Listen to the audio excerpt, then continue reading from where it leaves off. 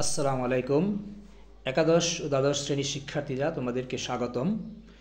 আজকে আমি নতুন একটি ইউনিট নিয়ে এসেছি। Unit 3 myths and literature, lesson 3, activity B, the legends of Gazi নামে একটি প্যাসেজ আছে, খুব ইন্টারেস্টিং, ইম্পর্ট্যান্ট। এই প্যাসেজ নিয়ে আলোচনা করব।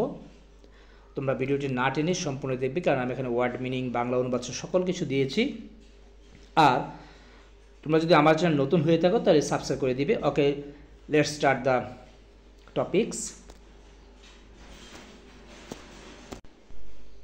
দ্য লিজেন্ডস অফ গাজী, গাজীর কিংবদন্তি, মানে গাজীর কাহিনী, ঐতিহাসিক কোনো পৌরাণিক কাহিনী ইত্যাদি।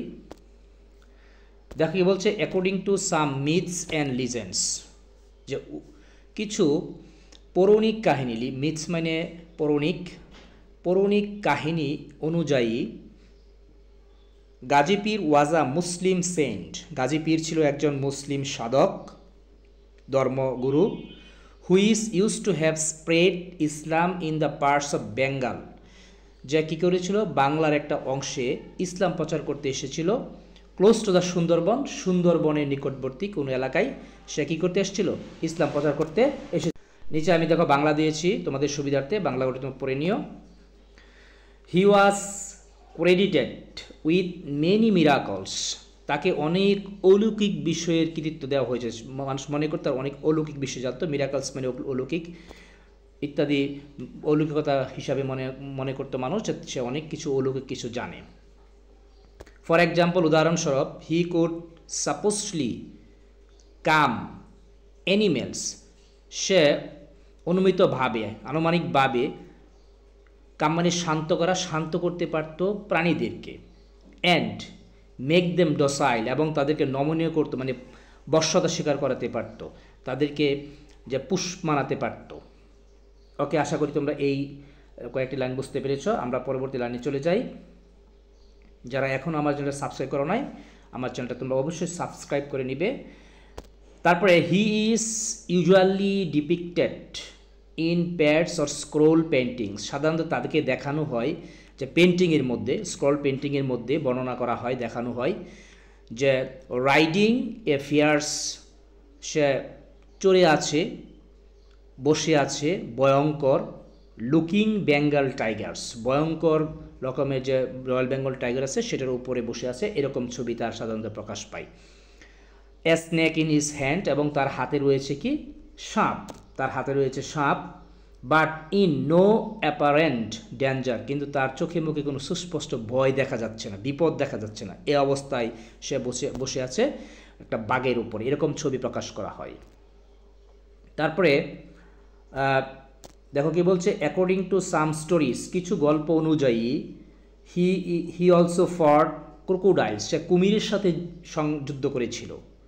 হু, যে মানে কুমিরটি, থ্রেটেন্ড, হুমকি দিত, the people of the regions, ওই এলাকার মানুষদেরকে, ফুল অফ ক্যানেলস অ্যান্ড ক্রিক্স, যেই এলাকাটা তোমার খাল বিল পরিপূর্ণ ছিল, ক্রিক মানে পরীক্ষা, খাদ ইত্যাদি পরিপূর্ণ ছিল, এরকম একটা জায়গায় একটা কুমির কী করতো, মানুষকে হুমকি দিত, এবং সে ওই কুমিরের সাথে যুদ্ধ করেছিল, এরকম একটা কথা ছিল। ইনডিড, প্রকৃতপক্ষে, এ কাইন্ড অফ ওয়াটারি জঙ্গল, এলাকাটা ছিল জলাবদ্ধ একটি জঙ্গল, বর্ডারিং দ্য বে অফ বেঙ্গল, যা কি বে অফ বেঙ্গল দ্বারা সীমাবদ্ধ, বে অফ বলতে সীমানার কাছে এরকম একটা জঙ্গল ছিল। তারপরে, because of his alert and vigilance presence, তার সতর্ক এবং সতর্কতামূলক উপস্থিতি, এই যে ভিজিলেন্স এগুলো সতর্কতা, অ্যালার্ট সতর্কতা, প্রেজেন্স তো জানো তোমরা, উপস্থিতি ইত্যাদির কারণে, অল প্রিডেটরি মানে শিকারী, অ্যানিমেলস প্রাণী, সকল শিকারী প্রাণী, were said to have been kept within bounds, তাদেরকে আবদ্ধ করে ফেলেছিল, সে তাদের একটা আয়ত্ত নিয়ে এসেছিল। ইট ওয়াজ অলসো বিলিভড, এটি আরও বিশ্বাস করা হয়, দ্যাট হি ইনাবল্ড, সে সক্ষম করে তুলেছিল মানুষদেরকে, to live close to forest, জঙ্গলের পাশে বাস করতে, জঙ্গল অ্যান্ড কাল্টিভেট দেয়ার ল্যান্ডস, এবং যাতে করে মানুষ তাদের ভূমি চাষ করতে পারে, জঙ্গলের পাশে বাস করতে পারে, এইভাবে সে মানুষকে হেল্প করছিল এবং মানুষকে সক্ষম করে তুলেছিল, যা আগে সম্ভব ছিল না এই কুমির বা হিংস্র প্রাণীর জন্যে। কনসিকুয়েন্টলি ফলস্বরূপ ফলে পিপল অফ দিস রিজিয়নস এলাকার মানুষরা উড প্রে টু হিম তার কাছে প্রার্থনা করত। কিসের প্রার্থনা করত?